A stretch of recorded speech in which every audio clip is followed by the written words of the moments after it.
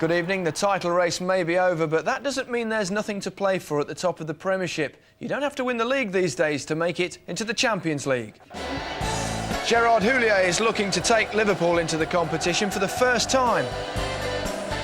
Gianluca Vialli's Chelsea have had a taste. The odds, though, are stacked against them qualifying this time.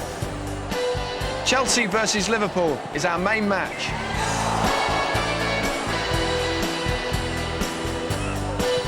Arsene Wenger has underachieved so far in the Champions League, but he'd like another go. He took his Arsenal side to Everton today.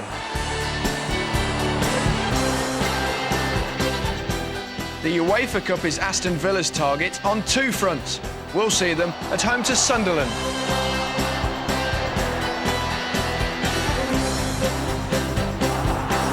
We'll see Spurs play Derby.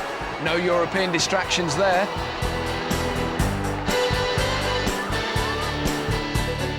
And we'll also show you the more appealing moments from the day's other games. Alan and Trevor, with a wealth of European experience, will have their say. Right, we start at Stamford Bridge, where Liverpool haven't beaten Chelsea since the Premiership's inception. Commentary comes from John Motson. It's a 400th Chelsea appearance for Dennis Wise in a season which began with his testimonial match and still offers him a fourth appearance in the FA Cup final and maybe a place in England's Euro 2000 squad. On the darker side, he was sent off against today's opponents Liverpool at Anfield in October. Well, after his dissatisfaction with Monday's performance at Old Trafford, Gianluca Vialli makes 6 changes again today. Desai and Babayaro return to the defence. Di Matteo, Morris and Harley to midfield. George Ware is back from international duty up front. As for the other travellers, Poyet is on the bench, but Deschamps, Flo and Petrescu are not involved. That draw on Good Friday in the Merseyside derby extended Liverpool's run to 13 unbeaten in the Premiership. Gerard Houllier was going to bring in Vladimir Smicer on the right side today, but the Czech went home sick from Liverpool's London headquarters last night, so Danny Murphy is in the starting lineup. On the bench, Robbie Fowler, still in Kevin Keegan's thoughts. He was very much involved in this fixture last season in that disagreement with Chelsea's Graham Lasso, whose own recovery from an ankle injury is progressing. And talking of absentees, Chelsea coach Graham Rix is in the stand today, I'm told, and will soon resume his position on the bench after his illness. In the meantime, Ray Wilkins continues alongside Vialli. Graham Barber is today's referee, and it's the familiar colours, Chelsea blue and Liverpool red. And a vital match in a sense for both teams, but especially for Chelsea. Here's Di Matteo. The talk here is of not wanting to leave it until cup final day to know whether they'll play in Europe next season. That's on by Zola, and even if Chelsea didn't win the FA Cup and didn't finish in the first 4, they would then perhaps have to enter the Intertoto competition to get European football.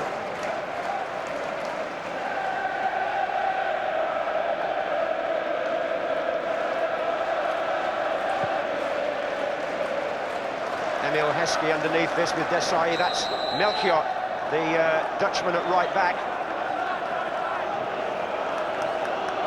Heskey up front with Owen for Liverpool. This is Hamann, who played in midweek as a German international against Switzerland, or part of the game anyway. Here he is. And this is Heskey with Desai. It's a free kick for offside.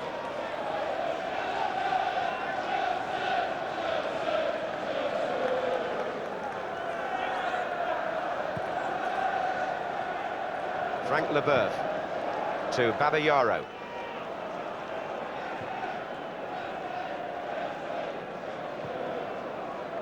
And now Wise. Melchior.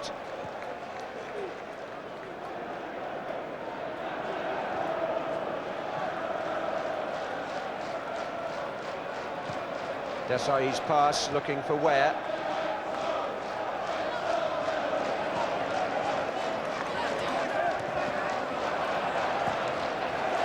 Well, that fell nicely for Di Matteo, or he won it rather well. And George Ware, Chelsea take the lead. And we're only 2 minutes into the match. And already George Weah, from very good play by Di Matteo, two of the men who didn't play on Monday, combined to put Chelsea in front. What a start. Weah, who's made quite an impression since he came on loan from Milan, but this is about Di Matteo winning it and sliding it through just onside Weah. It was close, but he was okay, and he steered that beyond Westerveld. This is the way to beat the best defence in the Premiership, it would seem. Catch them square. And certainly in doing that, Weah showed all his aplomb.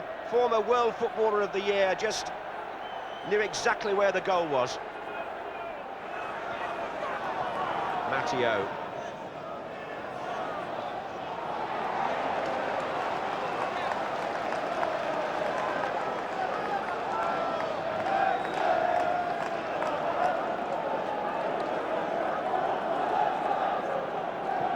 This is Berger. Oh, well, somebody must have made a good call there. Probably the goalkeeper.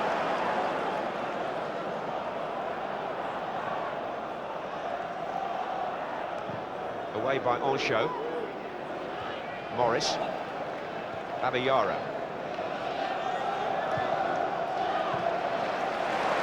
Harley. Zola running up front, so too is Weah. And George Weah's in again. Westerveld this time just gets something behind it. It's close.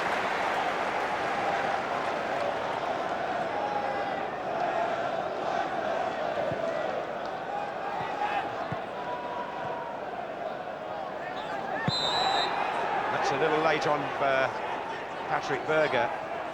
Now here's the second chance for George Weah. It's delivered by Harley, this pass. He gets it again behind the defender, and for a moment looked favourite. Westerveld did well.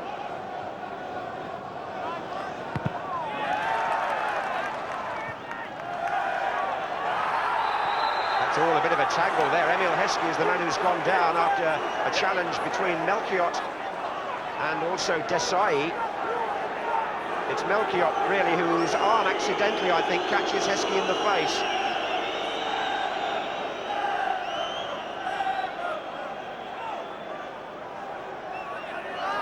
Sami Hyypiä is up from the back on the far side.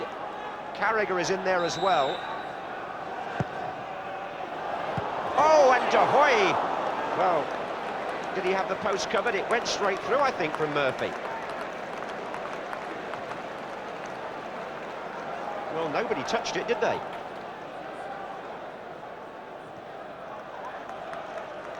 It's a good turn by Jody Morris, but he then got caught by the second man, and that's Berger, and that's Desai with the interception. Di Matteo looking for Zola. It's very quick out there. This is George Weah from Wise, and now it's Zola, and Di Matteo's in the centre, so is Weah here. It can go on to Di Matteo! 2-0 Chelsea! Oh, they're in form today. 13 minutes gone. And Chelsea are 2 goals up. And they made light there of the Liverpool defence.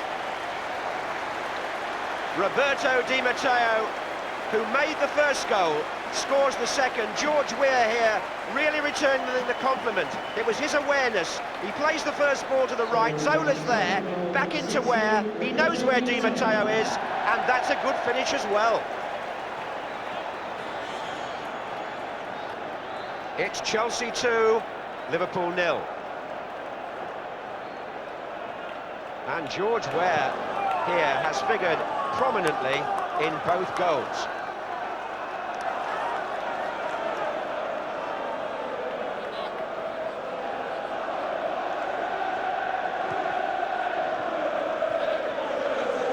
This is Matteo now for Liverpool. Well, it's a while since Liverpool were 2 down. And on a ground which hasn't been very lucky for them over the last few years. They've got a lot of work to do here today, and Hyypiä threads it forward. Leboeuf is covering, Berger's in there, and it's gone past the goalkeeper, but it's a foul. Owen is protesting, but in fact referee Barber has given a foul on the goalkeeper. I think, by Berger. Liverpool were looking there for the early reply. Patrick Berger is at the heart of this incident. Frank Leboeuf is waiting here for De Hoy. Berger's foot, well, he could argue he went for the ball there. And Leboeuf, well, they did actually stop the ball going over the line, but the outcome of all this is that a free kick has been given against Berger for lifting his foot in the direction of De Hoy, who then actually pulled him down. So probably Owen was appealing for a penalty, in fairness to Liverpool, and it's an incident that will take a little bit of working out.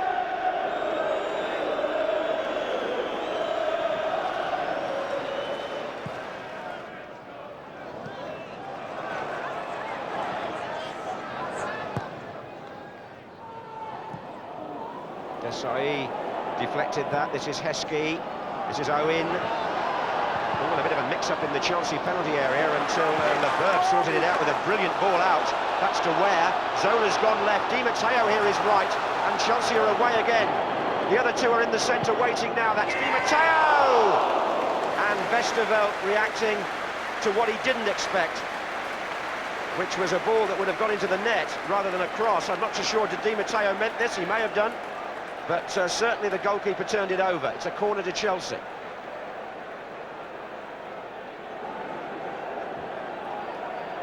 Which Wise goes across for, and he's plenty to aim at in the middle here.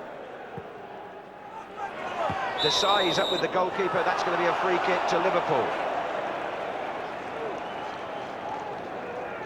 Well, this was a Di Matteo side footer, which I think was meant as a cross, but it involved Westerveld in quite an about turn. Well, Phil Thompson's entitled to look a little shaken here, because the Liverpool defence certainly has been.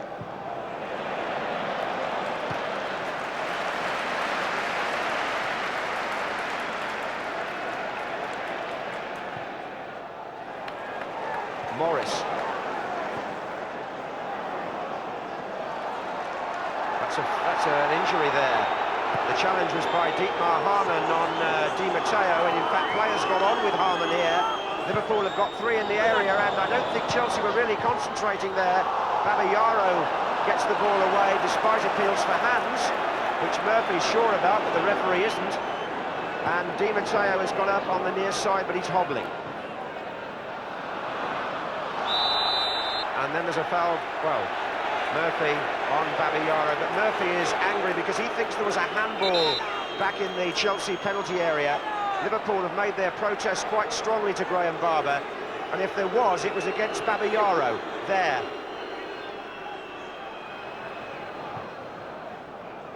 Harmon.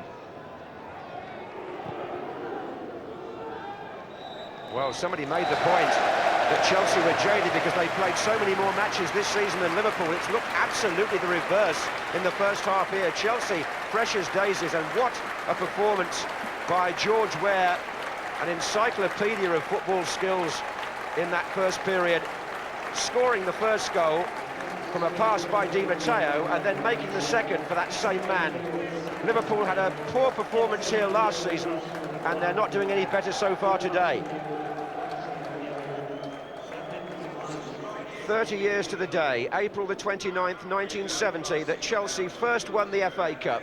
It was in a replay at Old Trafford against Leeds, and one of the heroes then, Peter Osgood, still works here on a match day as one of the corporate hosts.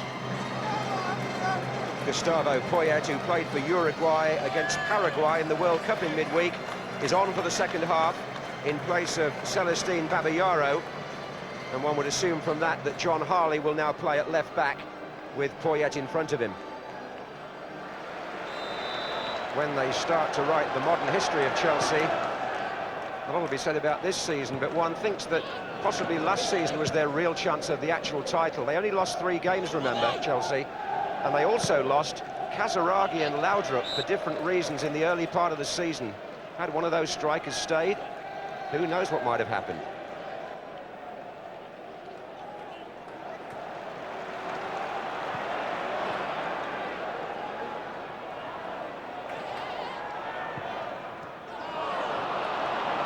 Redknapp. Murphy. Heskey goes past Leboeuf, takes on Harley. Good play by Heskey, but not a good cross. He might get a second chance here, goes down. Not given. No penalty given. And nobody appealed really very much on the Liverpool side either. Here's George Ware at the other end. Both centre-backs occupied here. And he's flicked it into Zola. Look at the back heel, back to Ware. And it's going to come to Gus Poyet.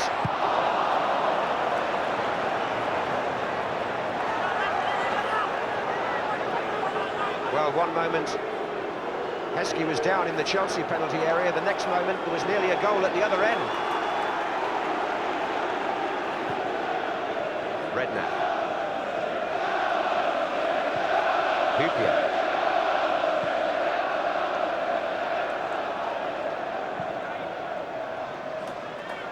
Redknapp's pass. Carragher.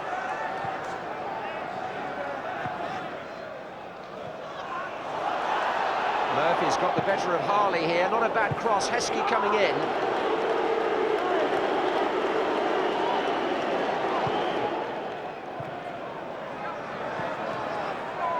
And Zola tricking his way from Carragher.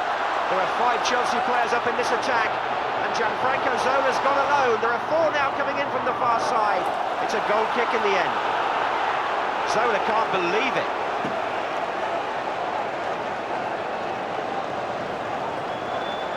What about the Heskey incident at the other end? Well, Heskey actually challenged John Harley there, then he brushed against the knee of Marcel Desailly. That's not, for me, anywhere near a penalty.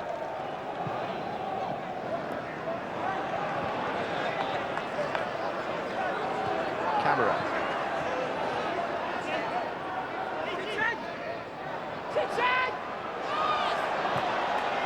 Promising run. Berger finds Heskey. That's a fair tackle by Desailly, and Heskey's gone down again, to the annoyance of the Chelsea supporters. I think he might be injured this time. Here's Melchiot for Chelsea, though. Wise.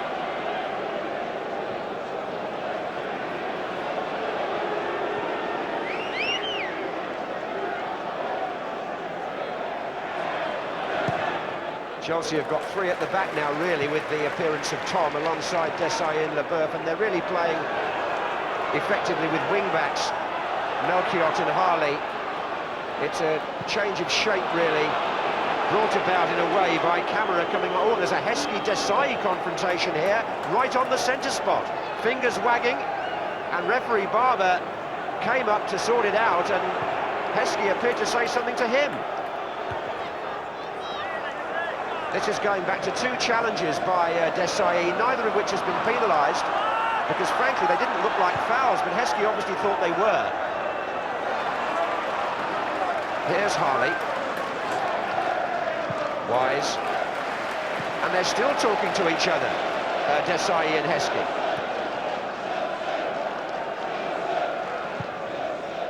Poyet.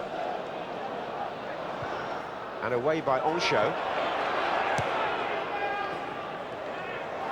And Poyet again for Chelsea, right foot. And the Desailly-Heskey thing is still going on.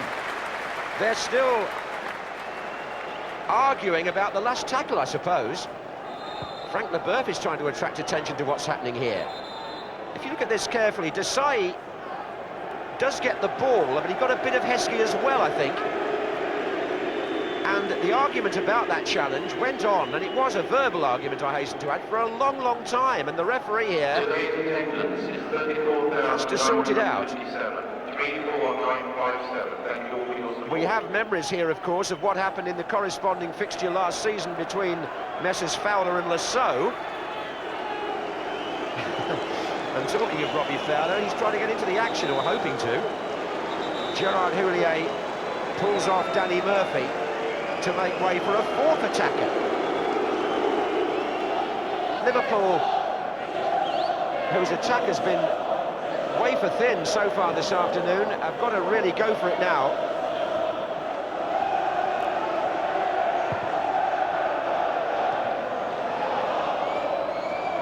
Di Matteo won that well. This is Poyet. Now Zola. The international cast is moving forward. The block was by Jamie Carragher, but Di Matteo seized it as well. What a shot. Well, he started it all really today, Di Matteo, with that break in the second minute that set up Ware. He scored himself later and might have had a second here. Wasn't far away.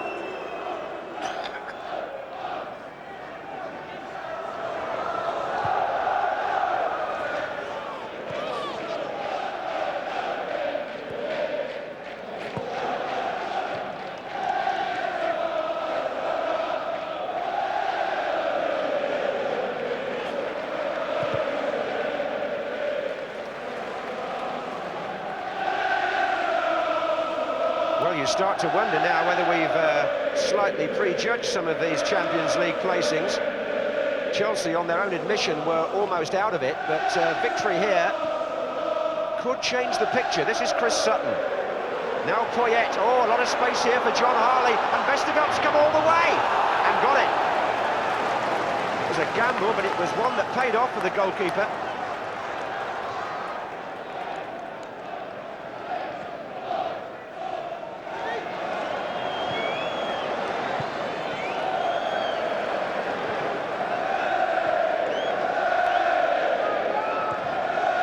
Well, after a midweek bout of criticism, some of it from the manager himself, Chelsea respond with a performance that was as polished as it had to be to defeat a Liverpool side who, for the second year running, produce a pallid performance at Stamford Bridge, not in keeping with their recent form. But 2 goals in the first 13 minutes settled this match effectively. Di Matteo involved in both, and Chelsea doing enough here to suggest that perhaps a Champions League place is not yet impossible. Certainly, they rose to the occasion today, and Liverpool suffer their first defeat in 14 Premiership games and are still looking for the point that would have guaranteed them European qualification next season. Chelsea 2, Liverpool 0. It looked, at least today, like players were playing for their places. Well, I think when you've got a squad the size of ours, Garth, they have to, week in, week out. And there are certain games that they're obviously not going to reach the peaks that we really want them to reach. But, you know, you've got to take into consideration, we played 18 games more than Liverpool. It didn't show today, I've got to say. Our lads worked very, very hard. But 18 games in one season, half a season, basically. Yeah. More games than Liverpool. So I think, all in all, everything added up, I think we've done exceptionally well. Our team, sometimes you lose other players that are very important to the team, and you know that where the inconsistency coming from. You know, we never completed. You know, so it's always a problem when the team is not completed. But I think you can see tonight, this afternoon, our team was well composed, and everybody was here. Even on the bench, you could see. You know, it's very important. There's been much speculation about if Chelsea win nothing this season, there'll be a mass exodus. I don't suppose you've got any idea of leaving here? Then wait the end of the season. I mean, last season everybody was talking about they say he's leaving or no, I'm still here, and it's only voice, and I mean, I feel really well in Chelsea, and see you next season anyway. Would it be fair to say that you never seemed to recover from the 2 goals in the first half? I think we were stunned. Normally this is one of our strengths, is to be able to keep our shape and to be extremely strong for about 20 minutes and then try to get you know, the possession and try to play our game. But the beginning of the game obviously was not ours today. I mean, maybe it was an off day for us. We sat here on Monday, Alan, and castigated Chelsea's performance, mainly for their attitude. It was a totally different side today. That was an absolutely magnificent performance today by Chelsea. They were absolutely awesome against a good Liverpool side. They rolled right over the top of them, never gave them a chance. It's amazing the difference in attitude between Monday, when the commitment was virtually nothing, and today, where it was 110%, and that was the main difference. It's always baffled me about football teams. I mean, it's the same in our day as it is now, that how one day you can seemingly be lethargic and then another day really up for it. Well, I think today, because they're at home, it's easier to be up for it at home. They're playing against a good side, so it's a big game. I think the players are very professional. They were stung by the criticism against Manchester United. They're also playing for cup final places, And they had Desai, who gave as good a performance as I've ever seen at centre-back. He was absolutely magnificent right throughout the match. But I think the main difference between Monday and today was the commitment was total. Everything. Right from the word go, you know, they hustled and harried, closed down quickly. Here we have a situation where Berger's in possession. If you look at the Chelsea Blues, you know, they're in good positions, but the tackles go flying in here. They never let a red jersey settle on the ball for longer than a second. Even George Weah's back and he's tackling. And when we freeze it here, just look how many blue jerseys hunting the ball. There's 6, 7 in the picture there. And that was happening all afternoon. Carragher gets it here, he picks it up, closed down quickly, he forced to play it inside to Haman, and just look how quickly he's closed down. 2 of them right on top of him. And after 2 minutes, this is what happens for the goal. Melchiot gets it, nice little nutmeg in Berger, but then look at the total commitment here. Goes through two of them, 2 Liverpool players. Shades of a foul? No, I think he won the ball there. Di Matteo, great pass to Weah, right, lets it run through him, and it's in the back of the net, and a clinical finish. And that's after 2 minutes, and Liverpool just never got back into the game. Yeah, he stuck that away well, George Weah. I mean, he's a quality performer. They do look a better side when he plays, don't they? I think he's talent and ability personified. I think that he's got a little bit of pace. Defenders hate playing against pace. I think he gives Chelsea options. He can get into his feet, he can get over the top. And when he plays, they just look a different side. Again, for his goal, he let it run through him. He does this again. You know, he's got the vision awareness to know what's beside him. I think this is the pass of the day. When it's played into his feet here, Bazzola doesn't even look up, straight into Di Matteo, and the ball's in the back of the net. When we talk about the pace and the option of the ball over the top, perfect example. Harley gets between 2 defenders, runs away from them, comes in, and a little bit unlucky there. Might have scored. No danger here up against Hurpier. Ball in the air, takes it off him, runs in goal. Still 3 against 2, you should be all right. Goes to hit, comes inside. Lovely 1-2 with Zola. And he's unlucky again because Henshaw makes a fantastic tackle. And here he is, back in his own 6-yard area. And he shows he can head it as well. Magnificent defensive header there. I can't believe you've picked out one of the great strikers of this generation. World Footballer of the Year, I think, 5 years ago. You've shown him doing a defensive header. That's why he was World Footballer of the Year. If you're going to do it right. OK, well, well... you think what you're saying is you can't remember Gary doing that, you mean? Obviously. We've got no clips that we can show you. World Footballer of the Year, and you couldn't head it either. So what about Liverpool, though? They've been the epitome of consistency just lately, but it wasn't their day just today. a bad performance. You know, I haven't got any worries about Liverpool. They've got 2 home games coming up against Leicester and Southampton Wednesday next Sunday, and I think they'll win them both. I think they've had a great run. They just played poorly today against a very, very good side. And they, rather than Chelsea, be in the Champions League. OK. And you'll be able to catch a bit more of George Weah when he appears with Dion Dublin on Onside on Wednesday nights, BBC One, 11:10. Right, back to today's action, a game that promised much. Everton, who've only been beaten once at home this season, met Arsenal, who were on one of their traditional end-of-season runs. The commentator at Goodison Park was John Champion. Goodison Park is second only to Old Trafford in the Premiership's list of awkward places to visit. The form that's brought Arsenal a 9-game winning streak faces serious examination. Part of it carried out by an old boy, Stephen Hughes, a perennial understudy who's now found a leading role. He moved from Highbury only last month. Hughes is part of an Everton lineup unchanged from the derby draw with Liverpool, so Don Hutchison, sent off in this fixture last year, continues alongside the other, more senior Hughes. Arsenal are without leading scorer Thierry Henry. Manager Arsene Wenger is unhappy that despite a hamstring injury, France played him in a midweek friendly. Kanu is his replacement, Tony Adams is back, and Grimondi plays in midfield because Wenger is worried about the effect of 4 games in 10 days on Patrick Vieira. That's why he's only on the bench. Referee Dermot Gallagher has promotion on his mind.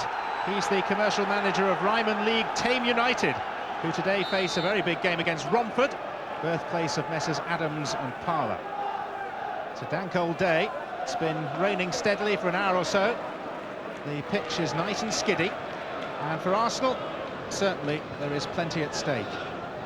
3 points behind Liverpool at kick-off, and an academic point, they're 22 points now behind Manchester United. Here's Bergkamp. And Kanu slipping. Back from international duty with Nigeria.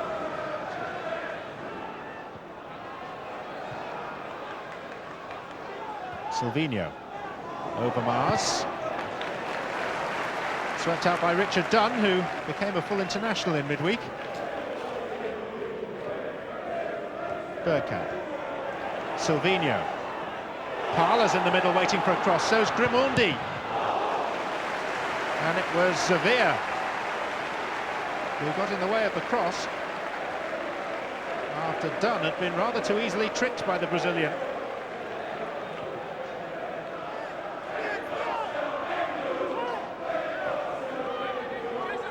Parler having trouble placing the ball. He's actually trying to put it outside the quadrant to start with. That by Hutchison. Back to the taker.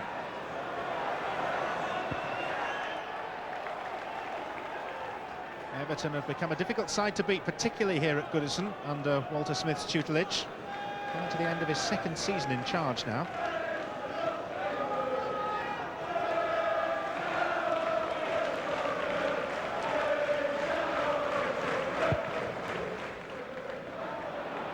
Good deep kick. Asking questions of Tony Adams.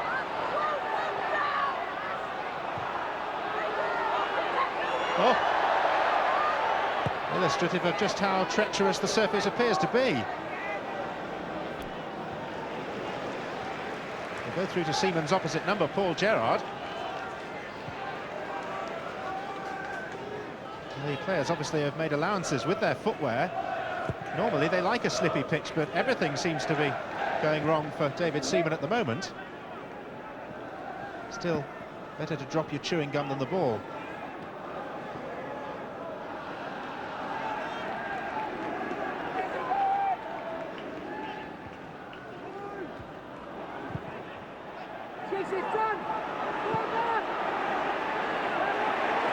Keown brushed off the ball very easily by Mark Hughes. Here's Collins!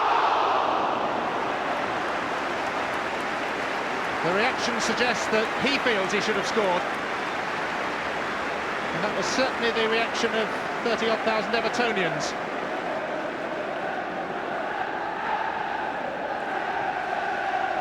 It's the slip by Keown under pressure from Mark Hughes that set up the chance.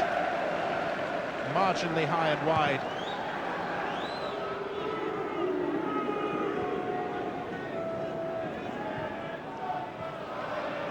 Petit.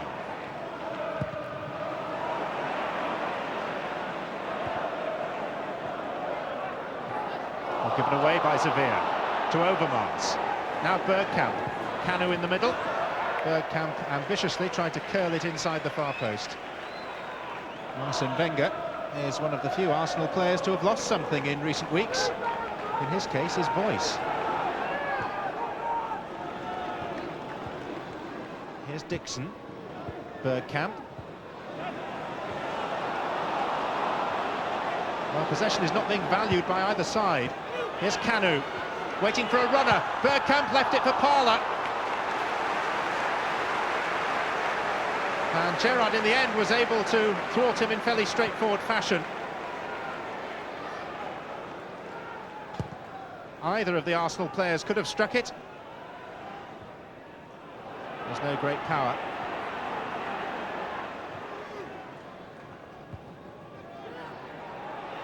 Keown seemed to shove Hutchison out of the way and then trod on him. And Hutchison has reacted fairly angrily. Things are boiling up in this game. He wasn't actually looking where he was going, so it's hard to pin blame on him, but Hutchison didn't like it.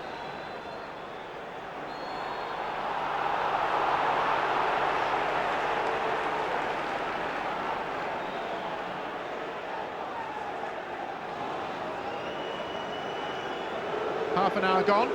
although it feels like longer. In by Petit. Adams! Oh, and Keown couldn't keep it in. It's behind for a goal kick. Tony Adams unable to direct the header. Keown. Bergkamp. Kanu. Put it out from under his feet to Overmars.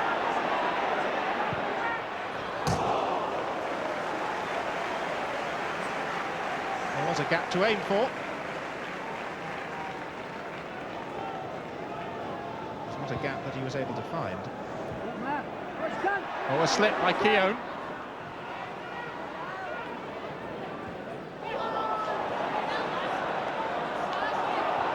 Overmars with clear ground ahead of him. Gerrard uncertain. Overmars scores. As he so often has in the past against Everton. His 4th in 6 games against this particular Merseyside club. Gerrard, caught in no man's land, started to come, then stood his ground, and in so doing invited Overmars to beat him.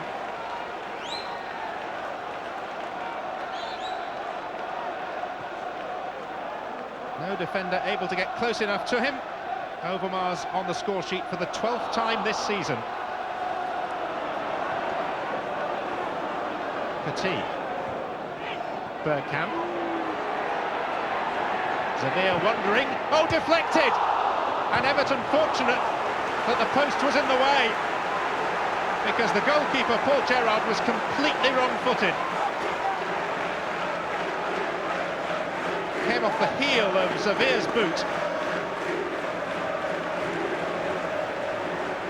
Bergkamp was actually going for the opposite corner of the net. Parler with the corner. Header away by Weir. Bergkamp. Petit. Overmars. And then Unsworth. Silvino. Arsenal have come so close to adding to their 1-goal lead. Bergkamp hitting the post. The 17th time this season that Arsenal have been denied by the woodwork, more than any other Premiership club. Petit. Seeking out Overmars again, and he's through again, and he tried the lofted finish. It's a lovely ball by Emmanuel Petit to pick him out. Acknowledged by Overmars. But it took out 3 Everton defenders and left Gerrard dithering again. Fortunately, he wasn't embarrassed this time.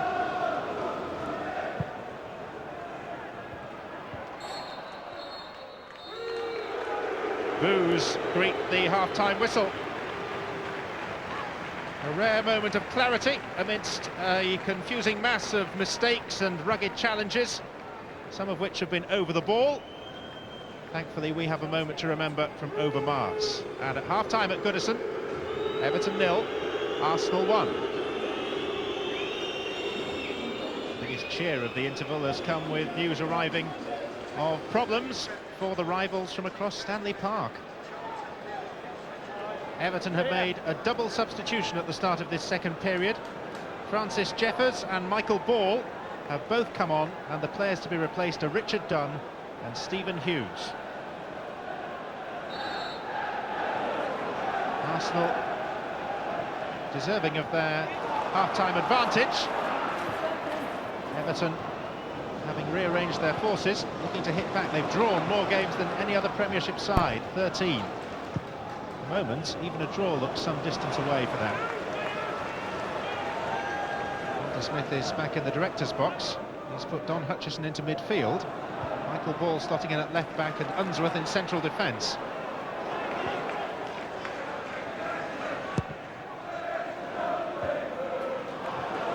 Collins.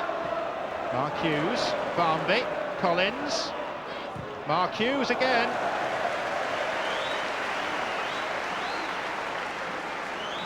Not quite the fearsome scorer of old, as 3 goals in his last 67 games might indicate.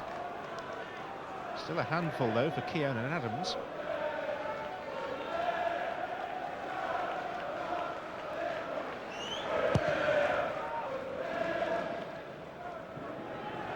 On by Kanu. Oh, David Weir. That was more powerful than some of the shots we've seen on goal today. Just as well, it was diverted wide. He was aiming for Gerrard's stronger left foot. Found under the left foot of the steward behind the goal. Keown and Adams are both forward.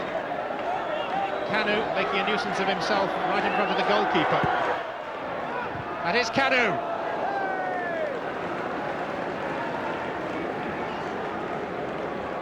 Actually made contact with the ball a good 10 or 12 yards away from his starting position as the kick was taken. And right across the face of the 6-yard box. Bergkamp, support from Parler ahead of him. Kanu, Grimondi. Overmars is eager to have it on the far side. Here's the man to pick him out if anyone can, it's Petit. And here is Mark Overmars, and it's round the keeper, but Gerrard got a hand to it. Now Kanu. Oh, ball swept in really quickly. Petit. Well, credit is deserved by Paul Gerrard.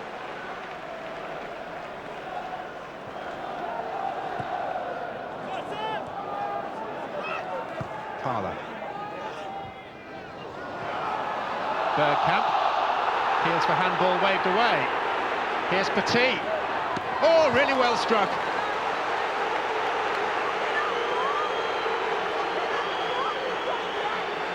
He's allowed plenty of time to set himself, Manu Petit.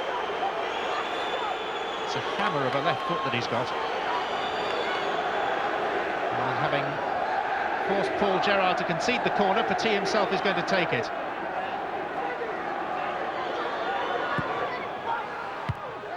Out by Xavier. Jeffers. Mark Hughes.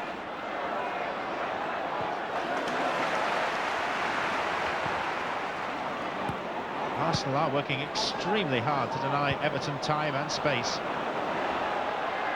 Patrick Vieira is warming up for Arsenal.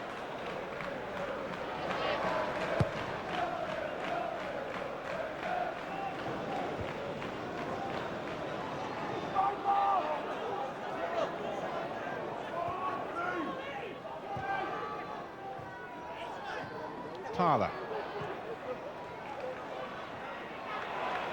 And Vieira finding Petit. The early cross for Parler! That was really travelling. But Gerrard still seemed to pluck it out without undue problem. Barnby. Less than 5 minutes to go. Jeffers. Here's Phil Jevons. Seaman's come out. It's the right decision. Seaman hasn't had a great deal to do. That's the mark of the good experienced goalkeeper that he is, that when called upon, he was there.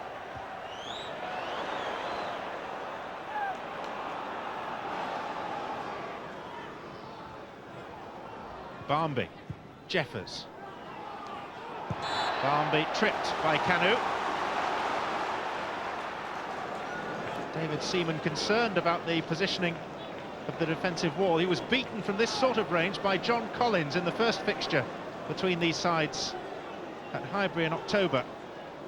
Collins is directing operations, and it'll be Collins to hit it this time as well.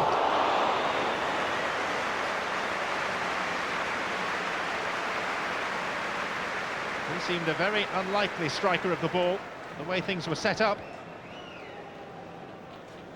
And Seaman was struggling to get across. Adams. And the throw that Adams has conceded may offer Everton one last chance. A 10th consecutive victory for Arsene Wenger's Arsenal. Just 4 short now of the club record. the more sophisticated side in a scruffy old game. Tony Adams leading by example. Everton, too much bludgeon and blunder from them, really. And Arsenal, unquestionably now, after this latest victory, in pole position for that second Champions League place. Overmars' first half goal decided it. Everton 0, Arsenal 1. Arsene, not many sides have come here this season and won, so you must be pleased. I'm very pleased. We had, I think, a decent first half, very good first half. We were 1-0 up. Sorry. We should have been maybe 2-0 up at half-time. In the second half, they had a go at us, and we just dropped it deeper and wanted to keep the result. But I'm very happy with the 3 points today. That was poorly as we played at home all season, first half. Picked up just a little bit in the second half, but very disappointed first half performance. And I think against a side like Arsenal, if we're not on top of our game, then they're liable to take advantage, and they did do. We know that there are big rewards there if we can get it right. The Champions League is a competition we've perhaps underachieved in, and we want to get back into it and show what we can do. But it's very difficult. I see Liverpool have lost today, but perhaps that's their difficult game out of the way. We've got a very hard run in, but today we'll take the 3 points in what was a very scrappy match. Are Manchester United really 19 points better than you? Yeah, if you look at the table, then it's true. But they didn't have any dip this year. Normally, every team got a moment or a month or 6 weeks, and when they lose a lot of points, and they didn't have that this year. So they done well. Not a great game, Trevor, but one that appeared to be controlled largely throughout by Arsenal. Against a side, they've only lost one league game at home. I thought it was very convincing. I mean, the 1-0 scoreline hardly reflected their dominance. Wherever you looked, Arsenal players were having good games. I thought at the back, Keown Adams, from an England perspective, did well. Ray Parlour played well as well. But I thought on the left-hand side, the trio there, Petit was back to his very best, quite outstanding in midfield. Overmars, his electric pace just caused them problems. And the one player I've really been impressed with the last few games when I've seen him in the last few weeks is Silvino, who gets forward, very well. But I was a bit sort of unsure about his defensive quality, but he seems to have got stronger. He's been playing exceptionally well. So down the left flank, a lot of problems were caused for Everton. Yeah, you mentioned two of them there, Petit and Overmars, but there's been a lot of speculation as to whether they'll be at Arsenal next season. Right? Oh, I mean, if you're an Arsenal fan, you've got to hope they both are. I mean, Petit in midfield was outstanding, but if you looked at this, I mean, Anelka last season was the outlet for him attacking-wise, and then this year Henry's been brilliant, and I thought with his injury that they might struggle, but Overmars' pace just destroyed Everton. I mean, they could never deal with it, and Petit kept looking for him. The goal itself, it's a soft header from Richard Dunn initially, but once he actually turns, there he is, Overmars, he's away. Nobody's going to catch him up, and really, no one gets anywhere near close. He actually finishes a lot better than he sometimes does, picked his spot at the near post. Watch his movement, though. Here he is. He's just dropping back into the centre circle there. You see then Kanu coming deeper, and then just watch Overmars. He goes between the two players, Dunn and Xavier. He's away. They're not going to catch him again. Just tries to clip it over the top, and this time too hard and over the crossbar. This is in the second half, out wide on the left wing. Again, there's that little space in the channel, the inside left. Watch him go, runs along the line superbly. Petit picks him out. He's again clear. Once he's away, you're not going to catch him. Actually, Gerrard does exceptionally well to get his hand to that, and then he knocks it back square, and they lose the chance. But his movement and the timing of the runs, and Petit looked for him, and the link-up was excellent. You didn't say anything about the defending on that goal. Looked a bit abject. Yeah, I think my man alongside me might have something to say. You've got to educate me here. You watch this goal. I mean, am I wrong? Scottish international central defence. I've got to say David West played very well for Everton this year, but on this particular occasion, it's a bad header. And all right,